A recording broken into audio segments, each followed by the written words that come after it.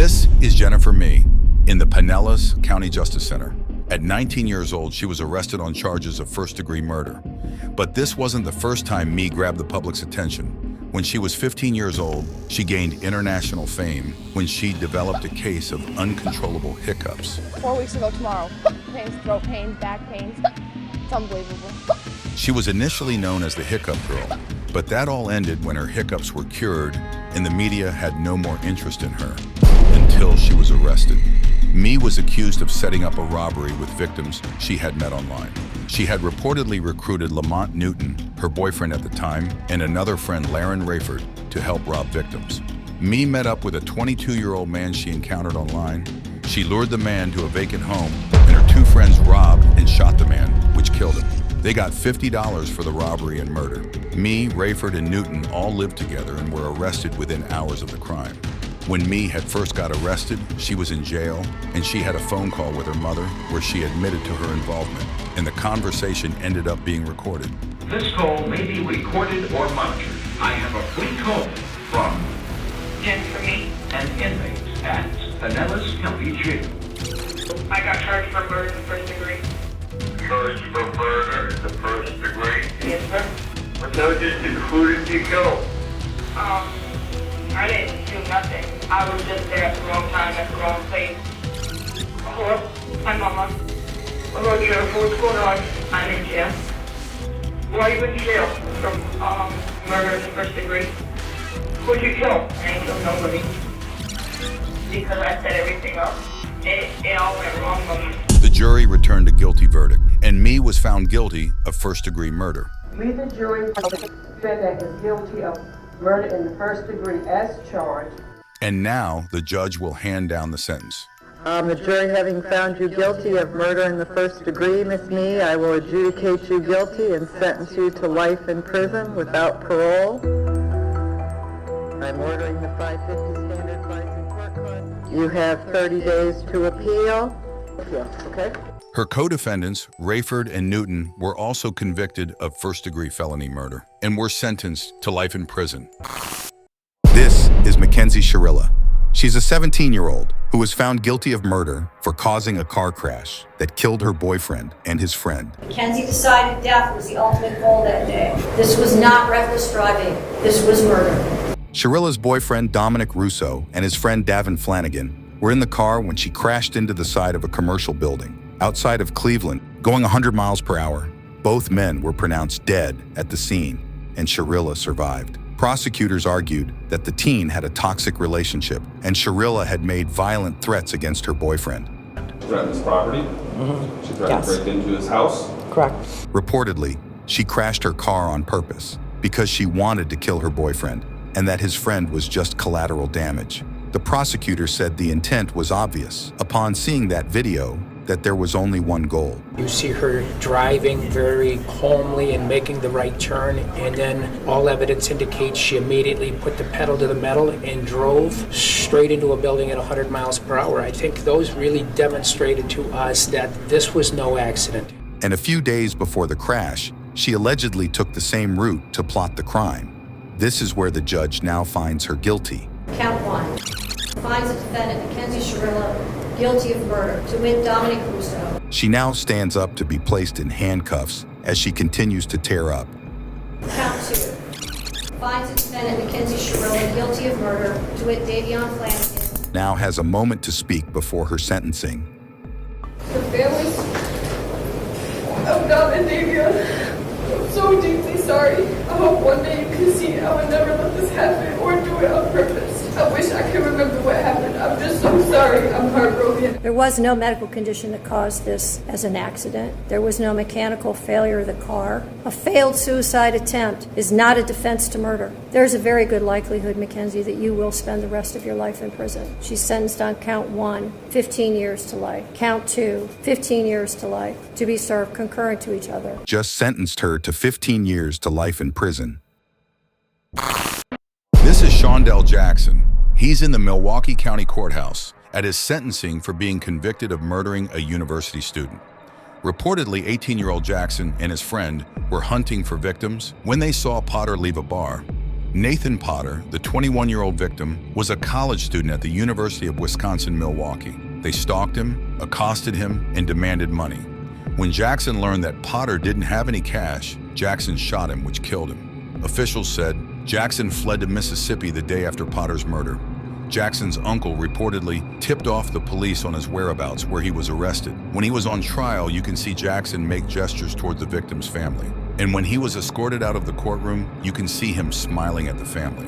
Now, moments before the sentencing, Jackson's mother told the court she first heard about the killing on TV. When I saw it on the news, I even cried. I'm like, oh my God, I can't imagine what that mother is going through.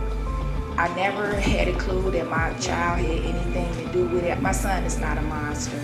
He is not a monster. Jackson now apologizes for what he has done. I apologize for my behaviors. Please don't take my life from me. When the judge announced life imprisonment without the possibility of parole, Jackson has an outburst.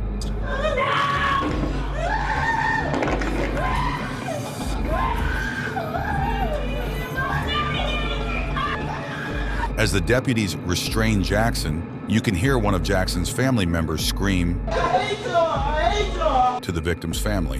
When Jackson is serving life in prison without parole, his friend pleaded guilty to acting as a lookout and was sentenced to 12 years in prison.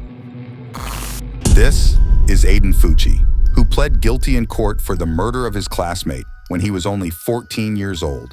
Having fun in a cop car. Yep. Fucci was classmates with a 13-year-old girl from Patriot Oaks Academy in St. Johns County, Florida. Fucci stabbed her 114 times. Her dead body was later recovered from the woods. Now this video shows Fucci and his parents in the interrogation room. That Snapchat that you did was not very smart. You're all over the internet everywhere. This is seriously. This is very serious. This is no joke. This is your whole life. Your whole life. And ours. And ours. A video from prosecutors showed Fucci and the girl allegedly walking together right before she was murdered. Then about 90 minutes later, the video shows Fucci allegedly running away from the area where the body was found. 114 stab wounds, 49 defensive wounds, 35 wounds to the head and neck, 29 to the back and shoulder, and 6 fatal wounds. After Fucci pled guilty to first-degree murder, the judge now hands down his sentence. Having entered a plea of guilty to the crime of first-degree murder, I sentence you to life in prison. Because of your age, you are eligible for review of the sentence in 25 years. After Fucci was sentenced, he stood still with a little movement. This is Dylan Shoemaker in a Buffalo, New York courthouse. He's at his sentencing after being convicted of second-degree murder. At age 16, Shoemaker was babysitting his girlfriend's child when she went to work that evening. He was inside a Springville home that he shared with his parents. Later that evening, Shoemaker beat the 23-month-old child, and a result of his injuries, that young child died.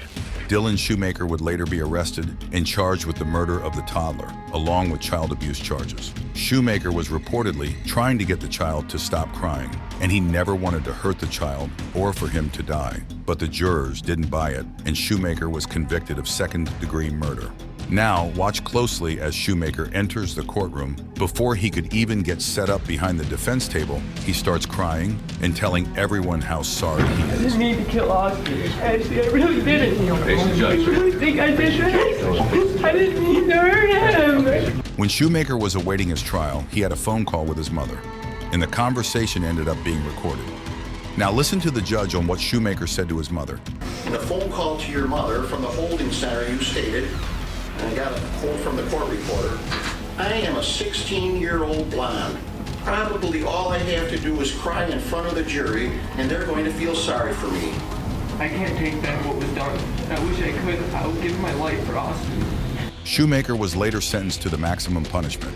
That you be sentenced to an indeterminate term of imprisonment, which will have a maximum of life. The court hereby imposes a minimum sentence of 25 years. But that sentence was later modified to 18 years to life. This is Rachel Schoaf and Shelia Eddy, who are both in court today for the murder of their friend when they were only 16 years old. Their scheme was to hide knives on their bodies and to attack Skylar at an agreed-upon moment. In Star City, West Virginia, Shof and Eddie were friends with 16-year-old Skylar Neese. Reportedly, Shof and Eddie decided they didn't like Neese anymore, so they planned to kill her. Sheila Eddy and Rachel Shof carried out that plan. Together they stabbed and killed Skylar. After Shof's confession, both teens were arrested. Shof agreed to plead guilty to second-degree murder in exchange for her cooperation in the case. I'm so sorry. I don't know if there's a proper way to make this apology because there are not even words to describe the guilt and remorse that I feel each day for what I've done. I hurt the Neese family and those who love Skylar. I hurt my parents and shamed my family. May God bring eternal peace to Skylar and the entire Neese family. After securing a plea deal, the judge now gives Shof her sentence. Rachel Shof, it is the sentence of the court that you be imprisoned in the West Virginia State Penitentiary for a period of 30 years. But she will have the possibility of parole in 10 years. And now for Eddie. It is the sentence of the court that you be imprisoned in the West Virginia State Penitentiary for the rest of your natural life. That sentence is technically with mercy, which makes you eligible for parole after you have served 15 years. This is Martise Fuller. He is on trial in Kenosha County, Wisconsin. He's accused of killing his ex-girlfriend and attempting to kill her mother. Reportedly, 15-year-old Martise Fuller broke into his ex-girlfriend's house armed with a handgun. When his ex-girlfriend was listening to music in her bedroom, she was shot and killed. After hearing gunshots, the mother emerged from her bedroom and came face-to-face with the shooter, and she was shot twice. The mother would survive the shooting and identify Martise Fuller to the police. Fuller pleaded not guilty, but the jurors disagreed. We, the jury, find the defendant guilty of first-degree intentional homicide. After the jury found Fuller guilty on 3 counts, he showed what appeared to be emotion for the first time on trial. During Fuller's sentencing, he continued to maintain that he is innocent, and moments before he is sent to prison for the rest of his life, he put together a statement for the courtroom judge. Judge, Mr. Fuller's prepared a statement that he asked that I read on his behalf. Okay. Martise writes, I wanted to write this giving my sincerest apologies to this family I once shared time and love with. Truthfully, I am sorry about the pain you've all suffered through, but more importantly, the loss of my ex-girlfriend Kaylee that I loved too. But I have to continue to stand innocent because I am. And I hope you all can eventually see in your hearts that I am not the person the media has made me out to be. Now the judge will deliver the sentence. I don't have any ability to trust that you will never commit these acts again. So in the interest of protecting the public, acknowledging the seriousness of these acts, the court orders that on count 1 you are sentenced to life in prison without eligibility for extended supervision. As Fuller's being sentenced to spend the rest of his life behind bars, it appears he's completely unfazed. Fuller had no visible reaction, walking out of court, heading to prison for the rest of his life. This is Brandon Spencer in Los Angeles County Superior Court. He was charged with 4 counts of attempted murder. I'm sorry for what happened to you, but he's life in prison. On a Halloween night, 19-year-old Spencer attended a crowded party on the University of Southern California campus in Los Angeles. Suddenly, gunshots went off and it was mayhem. Everyone scattered, some ran in fear and others hid. Reportedly, Spencer also ran, but he was stopped in a parking lot half a mile away where he got picked up by the LAPD for questioning. A couple days later, he was charged with 4 counts of attempted murder. 4 people were injured, but fortunately, no one died.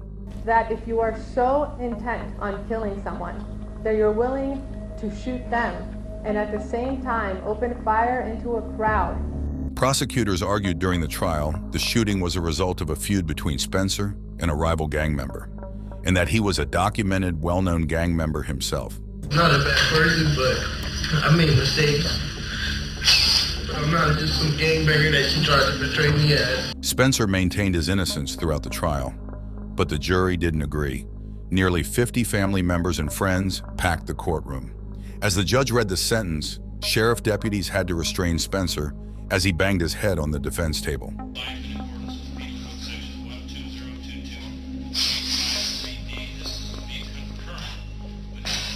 Reportedly, Brandon was sentenced to 40 years to life for 4 counts of attempted murder. This is Willard Miller and Jeremy Goodale, and at just 16 years old, they are both charged for the murder of their high school Spanish teacher. Reportedly, it was over a bad grade. We then moved her off of the trail, where I then struck her, and she died as a result. Miller and Goodale went to Fairfield High School in southeastern Iowa. Nohema Graber was the Spanish teacher at the school, and Miller was one of her students. After he received a bad grade from Graber, he and his friend Goodale planned to kill her. We discussed a general plan. Like, I'll stand up here, look out, wait for Miss Graber to show up. Graber went for her usual walk at Shadow-Waka City Park.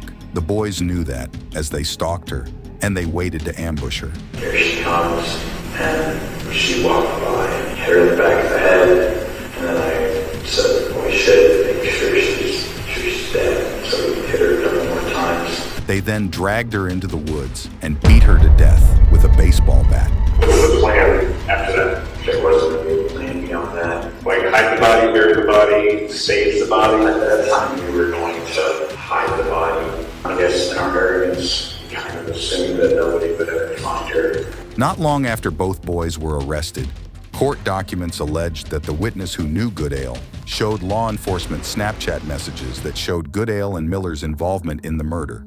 One of the Snapchat messages saying, "Point of view, you're my Spanish teacher, and this is the last thing you see." Followed by, "Time to hide a body." Jeremy Goodale would later plead guilty and testify against his best friend Miller. I understood that he had the intent to kill Mrs. Graber. What is your plea to murder in the first degree, guilty or not guilty?